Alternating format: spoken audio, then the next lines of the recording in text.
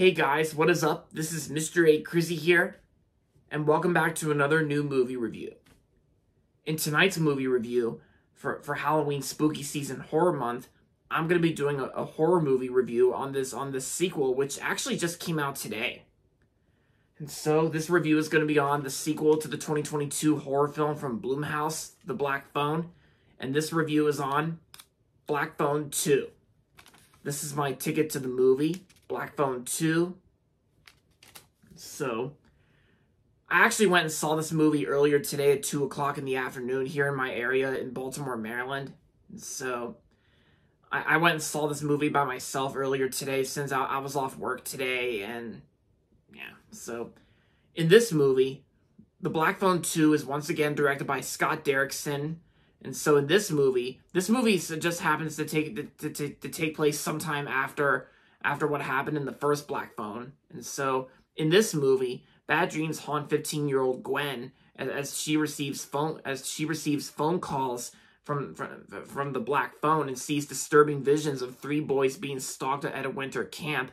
And she's accompanied by her brother Finn. They both head to the camp to solve the mystery, only to confront the grabber, who's basically like only there through supernatural death visions. And yeah, so only when they confront the grabber, once again played by Ethan Hawke, that the killer who's grown even more powerful in death. And so pretty much Gwen and Finn have to do whatever they can to try and solve this murder mystery. And yeah, so I really enjoyed the first Black Phone because I actually just rewatched the first Black Phone for Halloween Spooky Season earlier this month, and I still think it's one of the best modern horror films to ever come out in 2022. And plus, it also did very well at the box office, so obviously it would get a sequel because of how much money the first one made at the box office. But of course, when they first officially announced a sequel to Black Phone, I was kind of it had us thinking like why would Black Phone really need a sequel? Because I'm sure plenty of you guys out there have seen the first Black Phone. The grabber does get killed at the end. He does get defeated by Finn in the first Black Phone. So yeah, because with the grabber dead, how would a sequel to Black Phone work?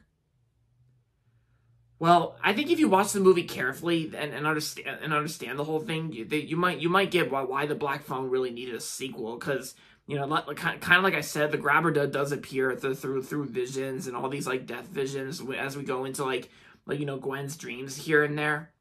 Yeah, because just like how Gwen had these dreams in the first one, they appear again in this movie, but only through disturbing imagery. Because I gotta say, when it comes to its R rating, just like the first one, this movie, The Black Phone 2, is actually more violent and brutal compared to the first movie. Because it's way more because excuse me.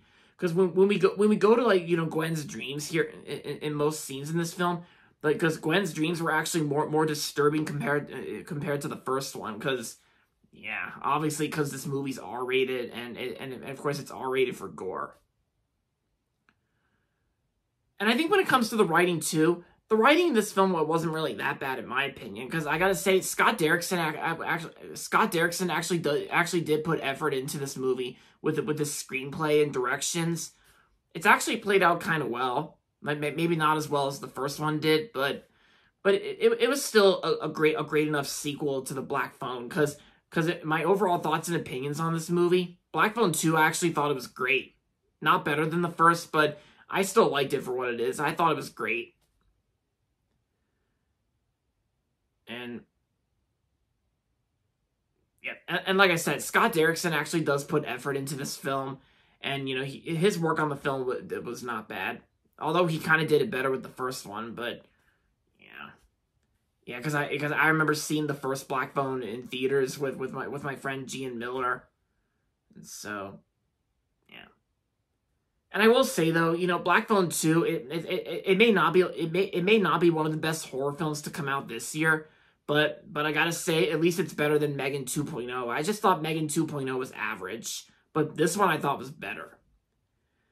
And the performances, the acting's the acting's pretty good in this film. Like Mason Thames as Finny, or Finn, Mason Thames who plays the, he was good. And Madeline McGraw as Gwen, she's good in the film, just like she was in the first.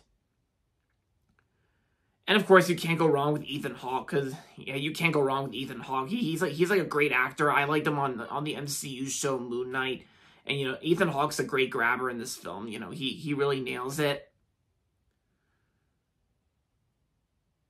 And yeah, so yeah, what else can I say about Black Phone 2? I just thought that this was a good watch to see in theaters, like for this year's Halloween spooky season horror month. And the pacing too.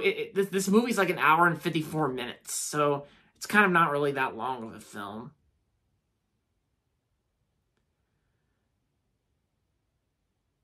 And yeah, what else can I say? Well, I can easily say, like, all I can say is this movie was great. Like I just said, it was likable. It does have its, like, nitpicks here and there. But, of course, overall, Black Phone 2 was great. I liked it, because I just wanted to end up liking this movie, and I did.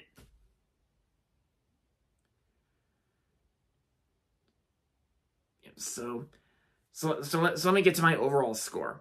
Overall, Black Phone 2 was a likable sequel to the Black Phone, and I'm gonna give Black Phone 2 4 stars out of 5.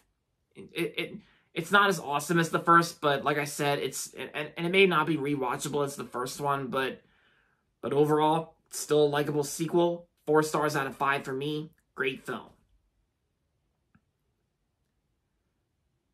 So yeah, guys, that's my review on the Black Phone 2. Hope you guys liked it. And tomorrow's actually going to be a big day for me, because as you can tell by my sweatshirt, I'm going to I'm actually, me and my dad are actually going to this year's 2025 Baltimore Comic-Con. Yeah, I'm really excited to go to Comic-Con again this year, like me and Dad do every year. Yeah, that's why I got my Baltimore Comic-Con sweatshirt on. Yeah, I'm gonna be meeting. Yeah, so I'm gonna be meeting Vincent Martella and David Errico Jr., the voices of Phineas and Ferb, Bonnie Wright, aka Ginny from Harry Potter, and Giancarlo from the Giancarlo actor from The Mandalorian and Captain America: Brave New World, Spike Lee's Do the Right Thing, etc. Yeah, 4 celebrities I'm meeting tomorrow, like I just said. So yeah, it's gonna be a big fun day for me tomorrow, on the same day as the Baltimore Running Festival.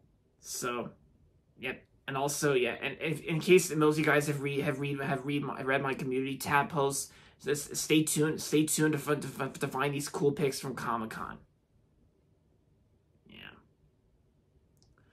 But anyway, guys, so, and by the way, I never got trailers, and I never got trailers before the movie in my screening. The movie just started right away without any delay, so sorry, movie trailer fans out there. No trailers for my screening. But aside from all that, regardless, the Black Phone 2 was great. Enough said. Alright, guys, so that's going to be it for my movie review on Black Phone 2. Hope you guys liked it. And with that being said, thanks for watching as always. And if you're not subscribed yet, don't forget to subscribe if you haven't yet. And also make sure to like this video as well. With that being said, until next time, this is Mr. A. Crizzy saying goodbye, everybody, and that's about it.